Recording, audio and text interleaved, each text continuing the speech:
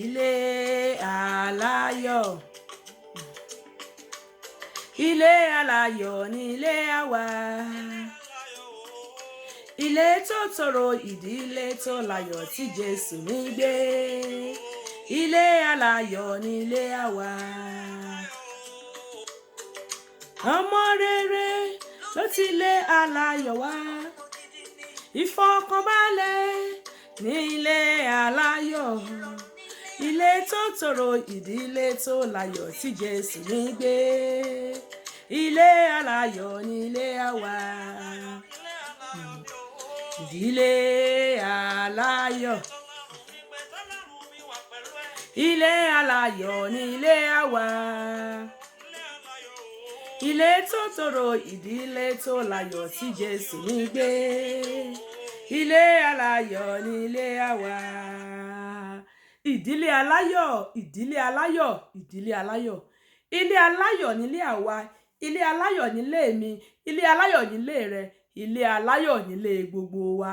Lórúkọ Jésù, ayọ̀ ayọ̀ ayọ̀ kì yóò wọ́n nílé ẹnikẹ́ni wa. Tó, èmi ọmọ yín náà tún ni ìyáàfin Fúnmi Ọ̀gátìmẹ́yìn lórí ètò ìdílé aláyọ̀. Mo tún dé lónìí o. Kí ló ń tà mú wá sórí ètò? Òun náà ni Christmas present, ẹ̀bùn ọdún. Christmas present, ẹ̀bùn ọdún. A mọ̀ pé kí tún ìtumọ̀ èyí báyìí, kí ló tún sọ? Ohun tí mo sọ ni wípé Christmas present mo lè fa wàhálà sílẹ̀ nílé aláyọ̀. Òun rẹ́rìn. Òun bèrè pé báwo ni? Jẹ́ n ṣàlàyé rẹ̀ fún ọ. Ó lè fa wàhálà Christmas present. Bẹ́ẹ̀ ni, ìdí tó fi lè fa wàhálà nìyí. Ṣé o mọ̀ pé ó ti níye tọkọ ń gbà? Ó níye táyà náà ń gbà. Bóyá lóṣù ni, bóyá lọ́sẹ̀ ni, ó níye tá mú wọlé. Bá a bá sanwó omi, tá a sanwó iná, tá a sanwó ilé, tá a róúnjẹ sílé, tá a ṣe tèyí, tá a ṣe tọ̀hún, ó níye tó ń ṣẹ́kù. A ti mọ bá a ṣe ń ṣe lóṣooṣù kó tó di pé ọdún dé. Ọdún wá dé, a fẹ́ ra Christmas present. Àwa bẹ̀rẹ̀ sí ní náwó láti ra present fáwọn ènìyàn. Bóyá Mr. A ra kẹ̀kẹ́ fún mi lọ́dún tó kọjá. Dájúdájú ọdún yìí mo gbọ́dọ̀ rí pé mọ́tò ni mo máa rà fún. Mo gbọ́dọ̀ ṣe ju bó ṣe ṣe fún mi lọ ní last year. Nípa ṣíṣe jura ẹni lọ ni mo sọ fún yẹn lónìí, ó lè fa wàhálà. Débi pé ọ̀pọ̀lọpọ̀ á bọ́ sínú credit card láti lọ máa ra present torí pé wọ́n fẹ́ impress lágbájá, wọ́n fẹ́ impress tàmọ̀dù. Ṣé rí pé wàhálà ni? Tọ́lọ́dún á kọjá o. Ọ̀pọ̀lọpọ̀ á lọ máa ra buy now pay later láti fún àwọn ènìyàn lẹ́bùn. Wọn ò kọ́ọ̀tì aṣọ wọn gẹ́gẹ́ bí size wọn. Ìṣèjúra ẹni lọ, tá a bá fẹ́ ṣèjúra wa lọ lórí pé a fẹ́ fúnni lẹ́bùn ọdún, ó lè fa wàhálà fún ìdílé aláyọ̀. Mo ṣì mí gbọ́ bàbá mọ̀mọ́, dákun mo ṣì mí gbọ́. Èmi ò ní kò dára láti fúnra ẹni lẹ́bùn o.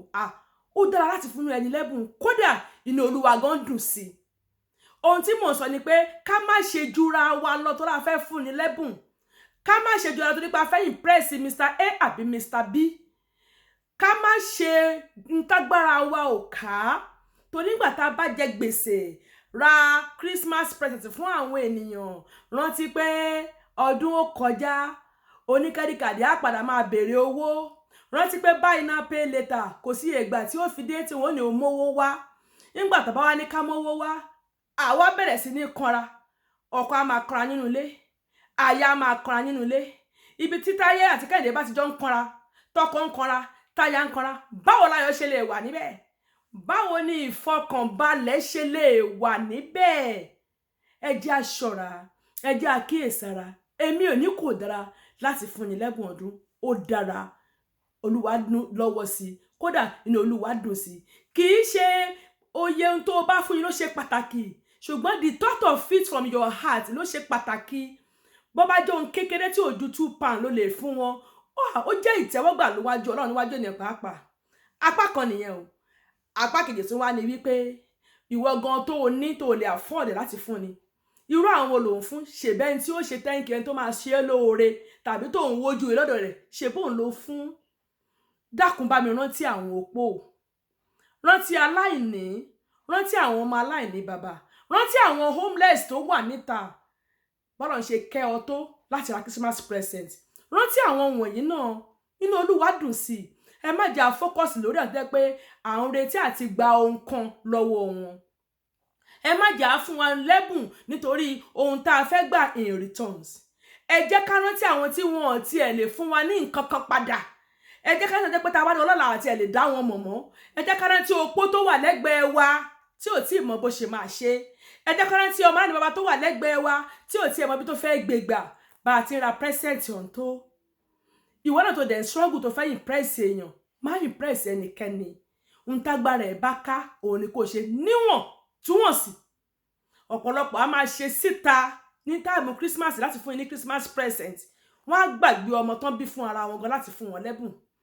Ọ̀pọ̀lọpọ̀ tí ẹ rántí àwọn òbí wọn tí ìyà ń jẹ nílùú Nàìjíríà láti fowó ìrẹsì, owó adìyẹ tí wọn yóò pa fọdún ránṣẹ́. A sì máa send àwọn ẹ̀bùn ńláńlá síra wa. Ọ̀pọ̀lọpọ̀ dẹ̀ ń send síra wọn kì í ṣe pé bóyá wọ́n lè afford ẹ o. Gbogbo ẹ̀ lórí ìgbésí orí credit card ni o. Ẹ rántí pọ́dún ó kọjá o. Bọ́dún bá kọjá tó ní credit card dé, rántí pé iye tó tiẹ̀ tún wá ná kọ́ ló máa fi san padà o. Irú nǹkan báyìí ó máa ń fa wàhálà fún ìdílé aláyọ̀ o. Mo gbàdúrà pé bá ti ń palẹ̀ mọ́ ọdún lórúkọ Jésù, wọn ò ní fẹ́ mi wá palẹ̀ mọ́ ọdún. Ní àṣẹ Ọlọ́run àtèmi àti irọ́ a ó jọ péjú ṣe ọdún náà ni. Adé orí wa ò ní ṣíbọ́, àwa náà ò ní dòkú, ipò wa nílé ọkọ wa ní ayé àwọn ọmọ wa kò mọ̀ ní ṣòfò. Kọ́dún tó dé a ò ní dààmú, nínú ọdún a ò ní wàhálà, lẹ́yìn ọdún a ò ní dààmú, a ó ṣọdún mọ́dún. Tó kò jù bẹ́ẹ̀ lọ lórí ètò wa lónìí, ìdílé aláyọ̀. Ó dìgbà.